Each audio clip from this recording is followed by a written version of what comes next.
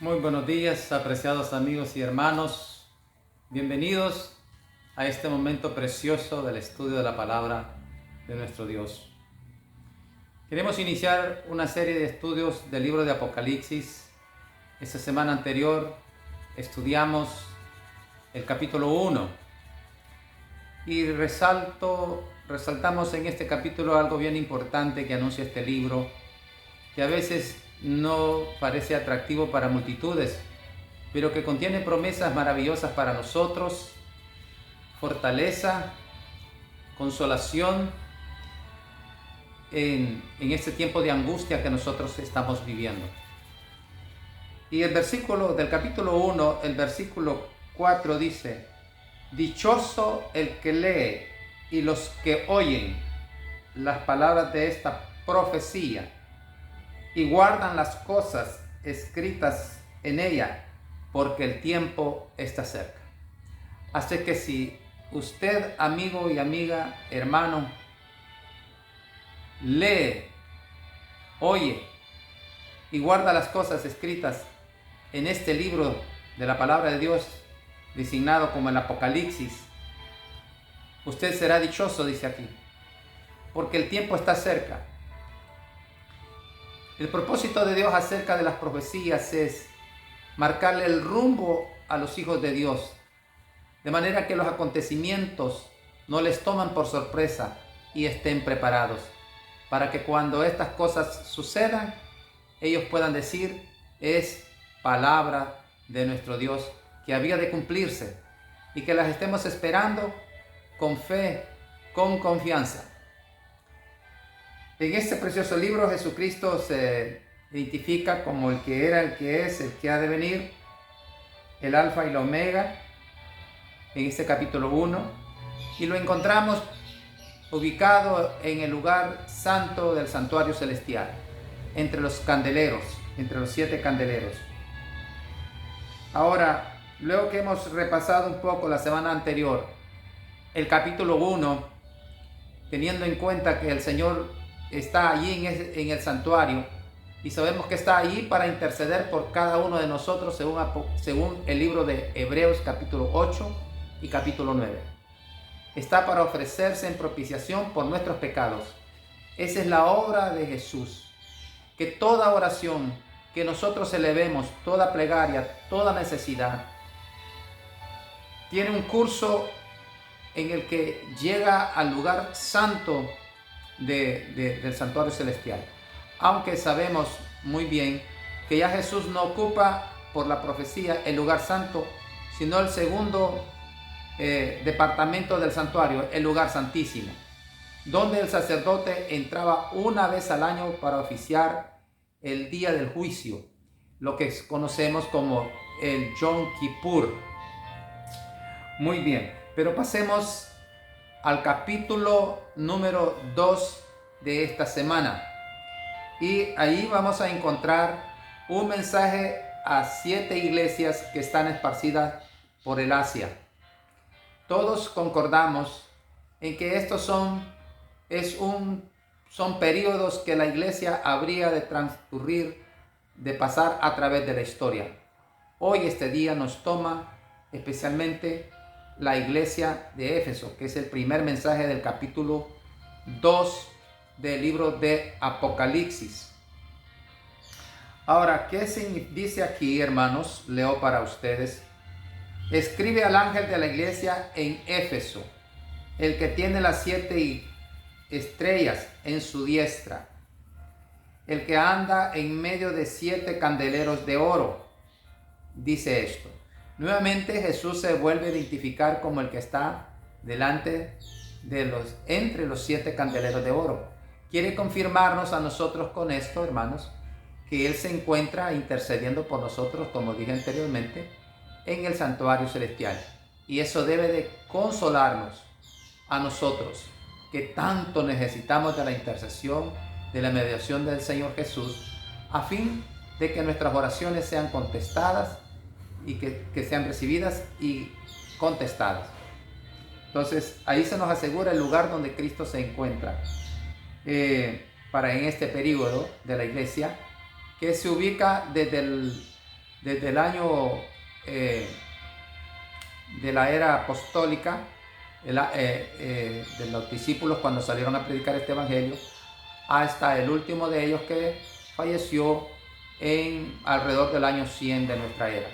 Este es el periodo profético que se le adjudica, que se le aplica a esta iglesia de Éfeso. Ahora, hemos de tomar el mensaje a las 7 iglesias como lo tomamos el resto de las Sagradas Escrituras, que lo tomamos para todos los tiempos, para todas las épocas, como una palabra inspirada que nos fortalece y nos anima con sus mensajes. Así es que, además de ser un periodo profético, también es un mensaje que se aplica a todos los tiempos. Dice el segundo verso: yo conozco tus obras y tu arduo trabajo y paciencia, y que no puedes soportar a los malos y los has probado, a los que dicen ser apóstoles y no lo son, y los has hallado mentirosos. En este periodo nosotros vemos en las cartas del apóstol Juan, en las cartas del apóstol Pedro, cómo desde aquella época ya el misterio de la iniquidad, la apostasía, quería hacer entrada en la iglesia del Señor. Habían falsos apóstoles, pero la iglesia les había resistido y los había hallado mentirosos por la palabra de nuestro Dios. Como dice la Escritura, a la ley y al testimonio, si no hablaren conforme a esto, es porque no les ha amanecido. Así es que esta iglesia le dice el Señor: conozco tus obras y tu arduo trabajo y paciencia. El Señor conoce nuestro arduo trabajo, conoce nuestro carácter, conoce nuestro corazón, conoce el motivo de nuestras obras. Nada está oculto delante de Él. Así que podemos estar seguros que el Señor no le toma ningún acontecimiento por sorpresa, porque Él conoce todo.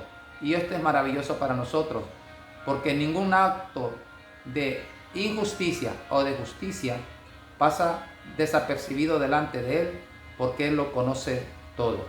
Posiblemente conoces a alguien o en tu experiencia diaria se ha cometido alguna injusticia contra ti. El Señor lo conoce todo y dará su recompensa y hará justicia sobre aquello que se hace en la tierra. Y dice la Escritura, sea bueno o sea malo. Dice versículo 3, y has sufrido y has tenido paciencia y has trabajado arduamente por amor de mi nombre y no has desmayado. Qué maravillosa característica de esta iglesia. Esta fue la iglesia que fundaron Jesús y los apóstoles. Una iglesia en la que la paciencia, que significa soportar maltratos sin alterarse, hermanos. Y esta paciencia que aquí se describe está también al final de los tiempos en Apocalipsis capítulo 14, versículo 12, le dice: he aquí está la paciencia de los santos. En el último tiempo, como en el primer tiempo, como en el tiempo final que vivimos, una característica de la iglesia victoriosa es la paciencia, porque sin ella la iglesia no puede triunfar sobre el mal. Es mantenerse inalterable, tranquilo, lleno de paz y de serenidad en medio de maltratos o insultos. Esta iglesia primitiva, la iglesia de los apóstoles, tuvo esa virtud y el Señor le reconoce. Era una iglesia, dice el versículo 3, sufrida, y ha tenido paciencia y ha trabajado arduamente por amor de mi nombre. El motivo de ese trabajo, de esa paciencia, de ese arduo trabajo, era el amor al Señor. Y eso es lo que debe de caracterizar nuestras obras, ya sea en el hogar, en el trato a nuestros hijos, a nuestra esposa, a nuestros vecinos. El motivo de donde deben de salir este espíritu de obras buenas debe ser el amor a nuestro Dios, a nuestro Salvador Jesucristo. Y esto lo identifica el Señor en este versículo. Ahora sigue diciendo: y no has desmayado. Saben, hermanos, cuando una persona desmaya en un camino, no puede continuar. Queda inconsciente y queda a la deriva de cualquier incidente que pueda ocurrir, depende del camino donde se encuentre. Un desmayo espiritual puede ser muy peligroso para nosotros, porque ya Pedro dijo que en la escritura que Satanás anda como león rugiente buscando a quien devorar. ¿Y quién mejor para devorarlo que alguien que está dormido o que está desmayado? Pero aquí la virtud de esta iglesia era que no desmayó, perseveró, no se cansó, y a eso nos llama el Señor. Posiblemente tengas algún problema de familia, algún problema de trabajo, cualquier dificultad que tengas, el Señor dice: no desmayes, que yo estoy contigo. Yo soy tu Dios, siempre te ayudaré, siempre te sustentaré con la diestra de mi justicia. Pero no temas, no desmayes. Es la admonición que Dios nos hace. Isaías 41, 10. Así que, pero si desmayamos, hermanos, corremos un grave peligro. Y esta grande virtud que tenía esta iglesia es de reconocerla por su maravilloso don del amor y la perseverancia. Ahora viene algo doloroso que el Señor no pudo sino señalarle a este periodo de la iglesia. Pero tengo contra ti que has dejado tu primer amor. Versículo 4. Dice: sí, no desmayaste, sufriste mucho, perseveraste, pero hay algo que ocurrió lamentablemente en ti. Al final del periodo de esta iglesia, dice: has dejado tu primer amor. Eso es algo doloroso. Cuando ya murió los últimos discípulos, la iglesia perdió aquel espíritu ferviente de amor, donde todas las cosas eran comunes, donde nadie decía esto es mío, donde nadie se enaltecía sobre sus bienes, sino que lo tenían todo en común. Ese espíritu lamentablemente fue desapareciendo en la iglesia. Y qué triste es cuando el espíritu del primer amor termina no solo en la iglesia, apreciados amigos y hermanos, sino también en el hogar. Es duro cuando se pierde el espíritu del primer amor. Ahora, pero si aquí se hace una señal, se señaliza esa deficiencia, es porque Dios quiere que volvamos a ese primer amor. Y hemos de hacerlo orando, buscando su palabra, tomando una decisión. Y como dice el apóstol Pablo a Timoteo, no enredándonos en los negocios de la vida, de manera que nos ocupen tanto y terminemos atados que no tenemos tiempo para dedicarle al culto familiar o al culto personal, a esa relación personal con el Señor, para fortalecer nuestro corazón, nuestra fe. Necesitamos ese primer amor. La iglesia necesita ese primer amor. Porque la palabra de Dios nos dice también en Mateo 24 que por haberse aumentado la maldad, el amor de muchos se resfriará. Es un amor enfermizo, un amor resfriado, es un amor enfermizo.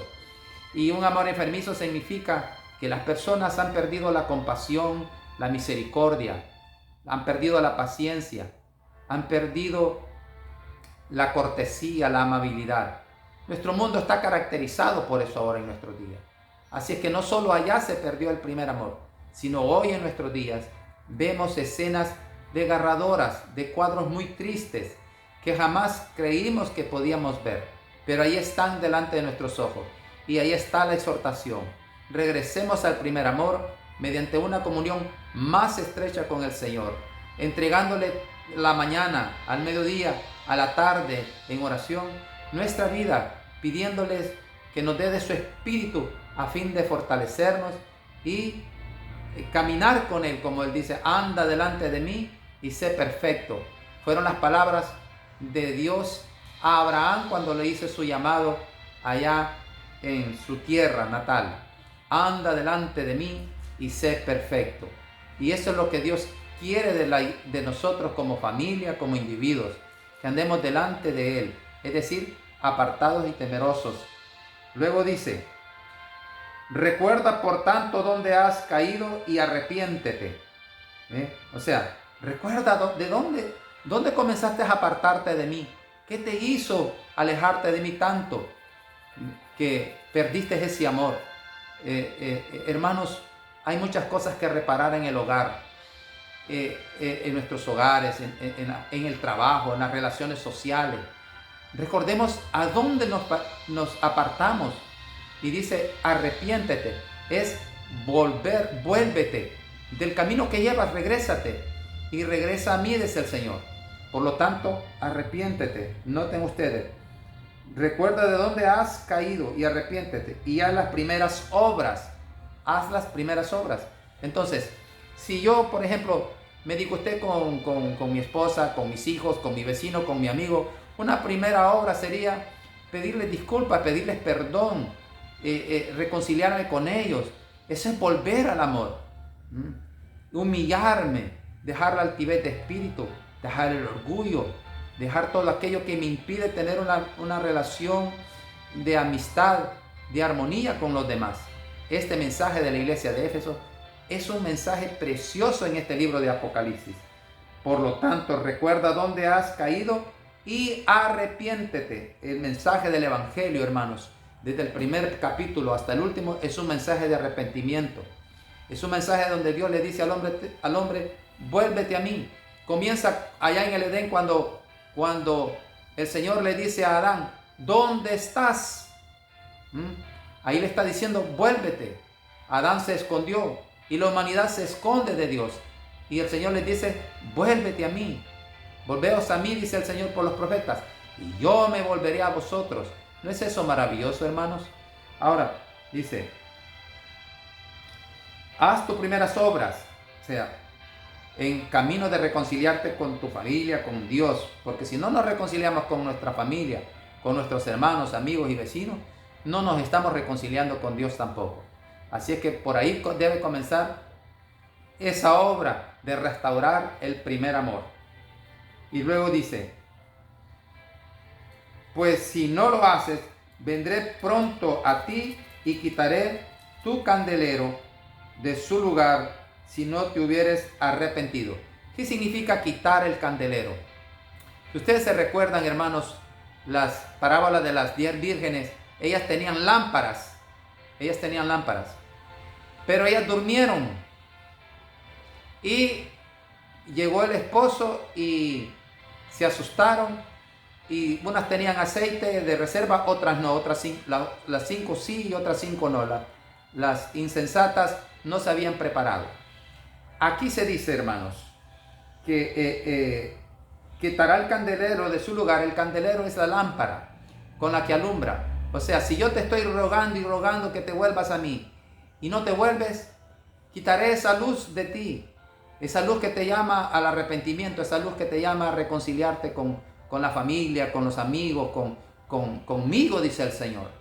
Si no lo haces, por eso dice la Escritura, amigos y hermanos, si oyeres hoy su voz, no endurezcas tu corazón. ¿Por qué? Porque va a haber el momento en que el Espíritu de Dios ya no va a poder contra ese corazón empedernido y endurecido por la necedad, por el orgullo. Así se endureció el corazón de Faraón, que aunque vio derramarse las 12 plagas, nunca se arrepintió. Entonces, ese mismo espíritu puede llegar a un corazón que Dios suplica, que Dios llama, pero no atiende su llamado. Entonces, Dios le dice, si no te arrepientes, si no te vuelves a mí, quitaré el candelero de su lugar, si no te hubieras arrepentido. Ese candelero es el Espíritu de Dios que alumbra el corazón de todos los hombres. O sea, quedará el que no atendiere este arrepentimiento, hermanos y amigos, quedará en tinieblas. Si tú quitas una lámpara de una casa, de un lugar, ¿cómo queda? En tinieblas. El alma queda en tinieblas y solo sabrán hacer lo malo y estarán destinados para la destrucción. Ahora vayamos a la parte final de este libro de este capítulo maravilloso de la iglesia de Éfeso. Y dice, el que tiene oído oiga lo que el Espíritu dice a las iglesias. Y aquí un mensaje consolador. Así al que venciere, le daré a comer del árbol de la vida, el cual está en medio del paraíso. Al que venciere, queridos hermanos y amigos, al que venciere. El llamado de Dios es vencer el pecado en nuestra vida. No podemos aspirar a tener paz en nuestros hogares, a tener paz en la iglesia, en el trabajo, con nuestros amigos. Si no vencemos primero el yo, el orgullo, la vanidad, la arrogancia que está dentro de nosotros, que nos impide vivir en armonía con los demás. Debemos de vencer todos esos malos hábitos de carácter que destruyen nuestra relación con Dios y con nuestra familia. Ven qué hermoso, hermanos, es el mensaje de Apocalipsis. Hemos estudiado esta mañana el primer mensaje a la iglesia de Éfeso y pronto estudiaremos, en esta semana también estaré con ustedes editando el siguiente mensaje a la iglesia de Esmirna. Así es que, haciendo un leve y rápido repaso del estudio de esta mañana, la iglesia de Éfeso significa Éfeso deseable. Era deseable para Dios porque era una iglesia llena de amor. Era una iglesia que lo sufría todo. Era una iglesia que lo había entregado todo para Cristo. Entonces era deseable estar ahí. Como lo es para nosotros estar en medio de una familia, de una sociedad donde todos se aman, donde todos se quieren. Pero lamentablemente en el transcurso del tiempo fue perdiendo ese primer amor. Y llega una amonestación diciéndole: arrepiéntete y vuélvete y haz tus primeras obras. Así es que este es el mensaje de esta mañana para ti y para mí. Haz tus primeras obras. Arrepintámonos, que quiere decir volvámonos a Dios de todo nuestro corazón, de toda nuestra fuerza y de toda nuestra alma. ¿Por qué? Porque nos espera no solo una recompensa aquí 100 veces más en la tierra, dice el Señor, y la vida eterna. Nos espera también un árbol de la vida, el que estaba en medio del huerto de Edén, aquel del cual fue sacado Adán por el pecado. Nuevamente dice aquí: yo te daré, dice, al que venciere le daré a comer del árbol de la vida. Ese árbol que allá estuvo en el principio, volverá a estar nuevamente en los cielos nuevos y la tierra nueva. Y ahora ya no habrá más llanto ni dolor cuando estemos en esa tierra prometida. Así es que esta promesa es maravillosa, porque dice la Escritura que ese árbol de la vida, sus hojas son para la sanidad de las naciones. Tiene el poder de prolongar la vida y por eso fue privado Adán de seguir comiendo de este árbol. Y nuevamente encontramos esa promesa para ti y para mí, de un árbol que contiene ese poder, que Dios le ha conferido ese poder de prolongar la vida y vida eterna.